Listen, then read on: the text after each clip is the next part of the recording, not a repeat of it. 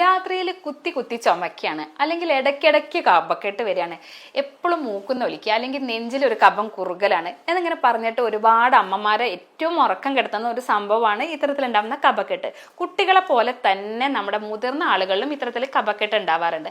അപ്പൊ ഇന്ന് കഫക്കെട്ട് എന്താണ് എന്നും അത് എവിടെയൊക്കെ ഏതൊക്കെ ഭാഗങ്ങളിൽ ഉണ്ടാവാറുണ്ട് എന്നും നമ്മൾ ഈ കഫക്കെട്ട് വരുമ്പോൾ നമുക്ക് എന്തൊക്കെയാണ് നമുക്ക് ചെയ്യാൻ പറ്റുക, മരുന്നില്ലാതെ തന്നെ നമുക്കിതിനെ എങ്ങനെ മാറ്റിയെടുക്കാം എന്നതിനെ പറ്റിയിട്ട് നോക്കാം. ഞാൻ doctor Nishitha, doctor Basil's homeo hospital, Pandikkad, Malappuram ജില്ല.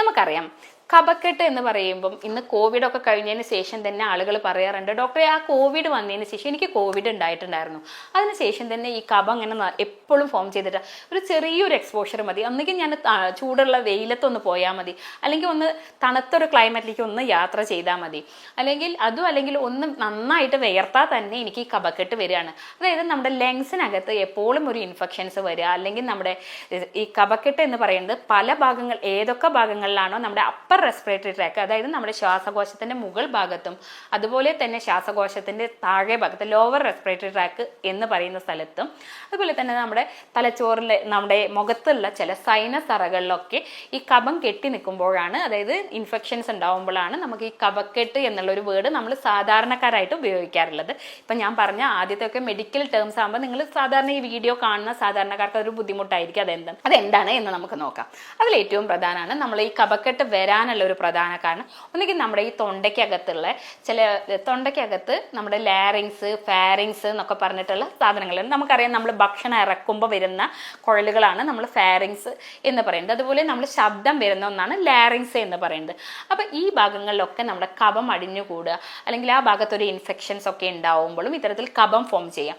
അതുപോലെ തന്നെ നമ്മുടെ ടോൺസിൽസ്, നമുക്കറിയാം എപ്പോഴും അറിയാം ഒരു കുട്ടിയാണെങ്കിലും ഒരു ടോൺസിലാണ് എന്ന് പറഞ്ഞു കഴിഞ്ഞാൽ ഡോക്ടർമാർ ഒന്ന് ടോർച്ച് അടിച്ച് നോക്കിയിട്ട് ആദ്യം തന്നെ പറയും ടോൺസിൽസ് ആണ്, അപ്പോൾ അതിനുള്ള കാര്യങ്ങളൊക്കെ ചെയ്യണം എന്നുള്ളത്. അപ്പോൾ ഇത്തരത്തിൽ ഈ ടോൺസിൽ മൂലം നമുക്ക് കഫക്കെട്ട് വരാം. അതേപോലെ നമുക്ക് ഈ കഫക്കെട്ട് വരുന്ന, അതായത് നീര് വരുന്ന മറ്റൊരു കണ്ടീഷനാണ് നമ്മുടെ സൈനസ്, നമ്മുടെ മൂക്കിന്റെ ഇരുവശങ്ങളിലുമുള്ള സൈനസുകൾ.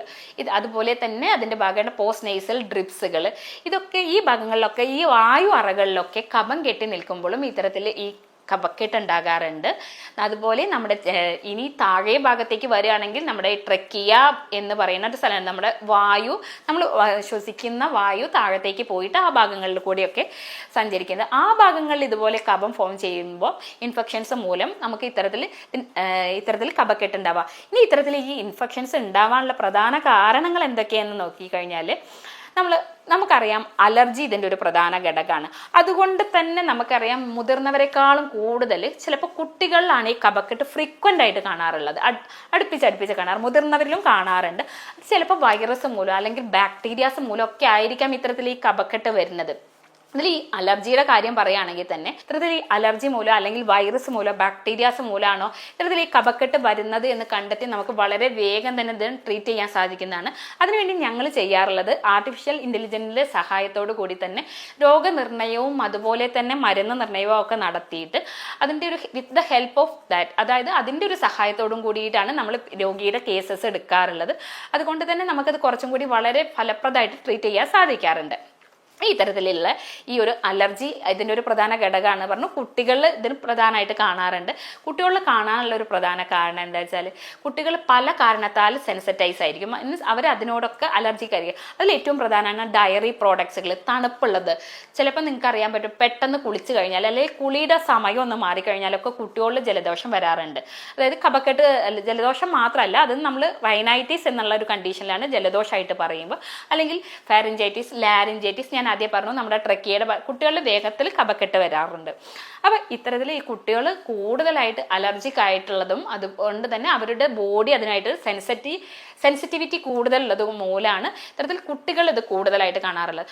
അതേപോലെ ഈ അതുപോലെ തന്നെ ഈ കോവിഡ് വന്നതിന് ശേഷം ഒരുപാട് ആളുകളിൽ ഞാൻ പറഞ്ഞു റെക്കറൻ്റ് ആയിട്ട് കഫക്കെട്ട് വരാറുണ്ട്. അവർ തന്നെ പറയാറുണ്ട്, പലപ്പോഴും നമ്മുടെ അടുത്ത് വരുന്ന പേഷ്യൻസ് പറയാറുണ്ട് 6 മാസത്തിൽ ഒരു 6-7 തവണ കഫക്കെട്ടുണ്ടാവും. ഇടയ്ക്കിടയ്ക്ക് ഈ ആൻറ്റിബയോട്ടിക്സ് കഴിക്കാറാണ്. അപ്പം നിങ്ങൾ ഇൻഫെക്ഷൻസിൻ്റെ തോതനുസരിച്ചിട്ടാണ് നമ്മൾ അതിന് എപ്പോഴും ട്രീറ്റ്മെൻറ്റ് ചെയ്യാറുള്ളത്.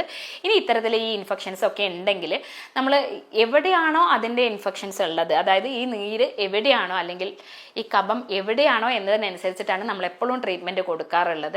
ഇനി നമുക്കറിയാൻ പറ്റും പലപ്പോഴും നമ്മളുടെ വീടുകളിലൊക്കെ എന്താ വെച്ചാൽ ബാത്റൂം അറ്റാച്ച്ഡ് ആയിരിക്കും. പലപ്പോഴും ഇന്നത്തെ ന്യൂ വീടുകളിലെല്ലാം ബാത്റൂം അറ്റാച്ച്ഡ്.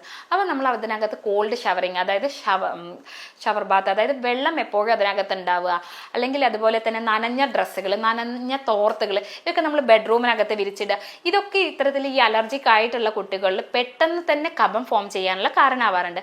അപ്പോൾ അത്തരത്തിലുള്ള ഈ നനഞ്ഞ വസ്തുക്കൾ, നനഞ്ഞ ബാത്റൂമിനകത്തുള്ള ഈർപ്പം എപ്പോഴും നിലനിൽക്കുന്ന ഒരു അവസ്ഥയൊക്കെ ഉണ്ടെങ്കിൽ നമ്മൾ പ്രത്യേകം ശ്രദ്ധിക്കുക. കഫക്കെട്ട് കൂടാനുള്ള ഒരു ചാൻസ് ഉണ്ട്. ഇനി തലയിലാണ് ഈ കഫക്കെട്ട് കൂടുതലായിട്ട് നമുക്ക് ഫീൽ ചെയ്യുന്നത്. അതായത് നമ്മുടെ സൈനസ് ഭാഗത്താണ് ഇത്തരത്തിൽ ഉണ്ടാവുന്നത്. സൈനസ് മൂലം അതുപോലെ തന്നെ അഡിനോയിഡ്സ് മൂലം നമ്മുടെ ശിരസിൽ കഫം കൂടാറുണ്ട്. ഇത്തരത്തിൽ ഈ കഫക്കെട്ടുള്ള ഇടയ്ക്കിടയ്ക്ക് റെക്കറന്റ് ആയിട്ട് കഫക്കെട്ട് വരുന്ന വ്യക്തികളാണെങ്കിൽ നിങ്ങൾ ശ്രദ്ധിക്കേണ്ടതെന്ന് വെച്ചാൽ തണുപ്പുള്ള ഭക്ഷണങ്ങളെ ഒഴിവാക്കാൻ വേണ്ടി പ്രത്യേകം ശ്രദ്ധിക്കാം. നമ്മൾക്ക് ഇത്തരത്തിൽ കഫക്കെട്ട് വരുന്നുള്ള ചില ഭക്ഷണം, ഡയറി പ്രോഡക്റ്റുകൾ ചില ആളുകൾക്ക് ഉണ്ടാക്കാറുണ്ട്. ചില മത്സ്യങ്ങൾ, അതുപോലെ ചില മത്സ്യങ്ങൾ കഴിക്കുമ്പോൾ ആളുകൾക്ക് ഇതുപോലെ അലർജിക് റിയാക്ഷൻസ് ഉണ്ടാക്കാറുണ്ട്.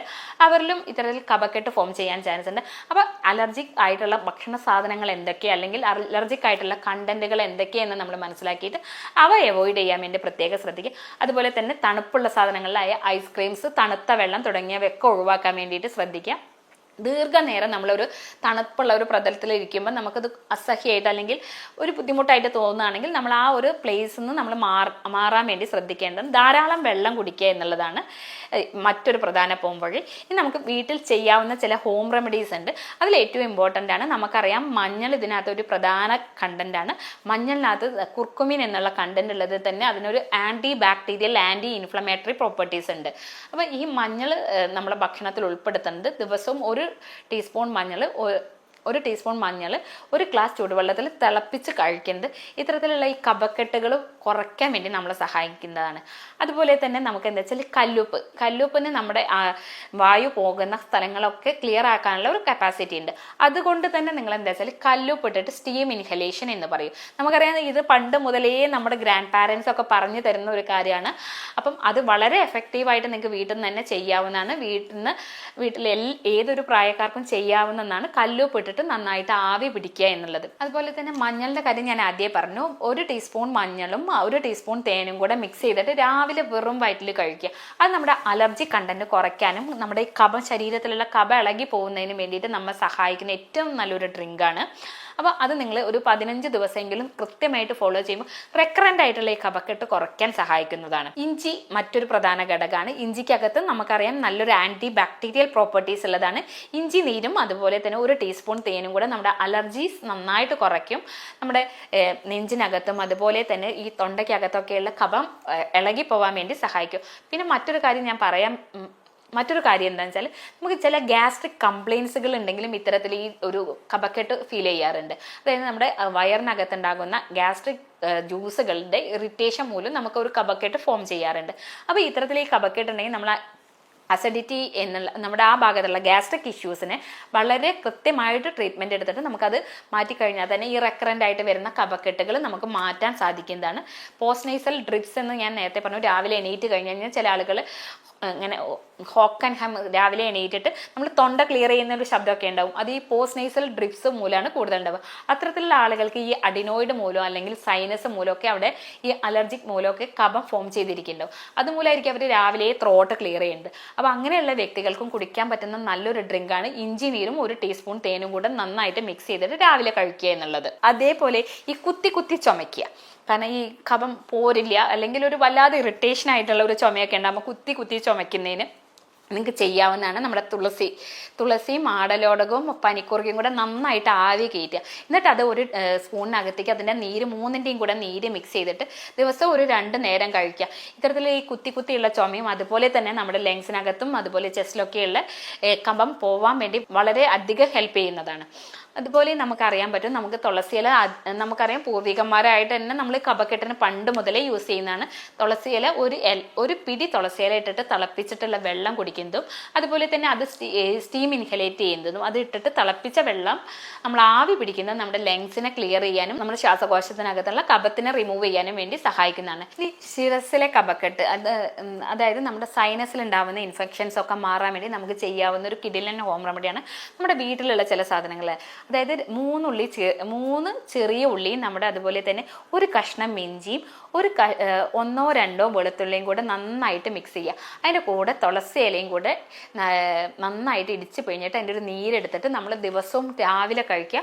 അതുപോലെ തന്നെ നമ്മൾ കല്ലുപ്പ് ഇട്ടിട്ട് ആവി പിടിക്കുകയും ചെയ്യുക. ഇതിൻ്റെ കൂടെ ഇത്തരത്തിൽ ചെയ്യുമ്പോൾ നമ്മുടെ ഈ ശിരസിലുണ്ടാവുന്ന കഫക്കെട്ടും കൂടെ കുറയ്ക്കാൻ വേണ്ടി നമ്മളെ സഹായിക്കുന്നതാണ്. ഇത്തരത്തിലുള്ള ഈ കഫക്കെട്ടുകളൊക്കെ വന്നു കഴിഞ്ഞു കഴിഞ്ഞാൽ നമ്മൾ എങ്ങനെയൊക്കെ അതിൽ റിക്കവർ ചെയ്യുക എന്നുള്ള ഹോം റെമഡീസ് ഒക്കെ പറഞ്ഞു.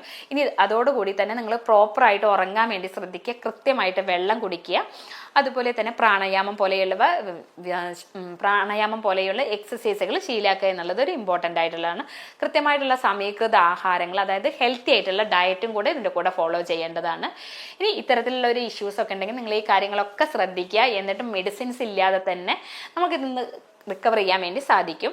ഇനിയും എപ്പോഴും റെക്കറൻ്റ് ആയിട്ടൊക്കെ ഇൻഫെക്ഷൻസ് വരേണ്ട ഇതൊക്കെ ചെയ്തിട്ട് നിങ്ങൾക്ക് കുറയുന്നില്ലെങ്കിൽ നമ്മൾ ഇതിനായിട്ട് ചെയ്യാറുള്ളത് യൂറോപ്യൻ നിർമ്മിതമായിട്ടുള്ള സോഫ്റ്റ്വെയറിൻ്റെ സഹായത്തോട് കൂടിയിട്ട് ജർമ്മനിയിൽ നിന്ന് ഇറക്കുമതി ചെയ്തിട്ടുള്ള മെഡിക്കേഷൻസ് ആണ് നമ്മൾ കൊടുക്കാറുള്ളത്. അതുകൊണ്ട് തന്നെ നമുക്കിതിനെ കംപ്ലീറ്റ് ആയിട്ട് ക്ലിയർ ചെയ്യാൻ സാധിക്കാറുണ്ട്. ആർട്ടിഫിഷ്യൽ ഇൻ്റലിജൻസിൻ്റെ സഹായത്തോട് കൂടിയിട്ട് നമ്മളതിൻ്റെ രോഗനിർണയവും അതുപോലെ തന്നെ മരുന്ന് നിർണയവും ഒക്കെ നടത്തുന്നത് കൊണ്ട് തന്നെ ഇത് വലിയൊരു കോംപ്ലിക്കേഷൻസ് ഇല്ലാതെ തന്നെ നമുക്ക് മെഡിക്കേഷൻസ് വഴി തന്നെ വളരെ ഷോർട്ട് ഡ്യൂറേഷനിൽ നമുക്കത് ക്ലിയർ ചെയ്യാൻ സാധിക്കുന്നതാണ്. ഇനി ഇത്തരത്തിൽ എന്തെങ്കിലും ആരോഗ്യപരമായിട്ടുള്ള ബുദ്ധിമുട്ടുകൾ ഉണ്ടെങ്കിൽ നിങ്ങൾക്ക് എന്നെ ബന്ധപ്പെടാവുന്നതാണ്. ഞാൻ doctor Nishitha M, doctor Basil homeo hospital, Pandikkad, Malappuram ജില്ല.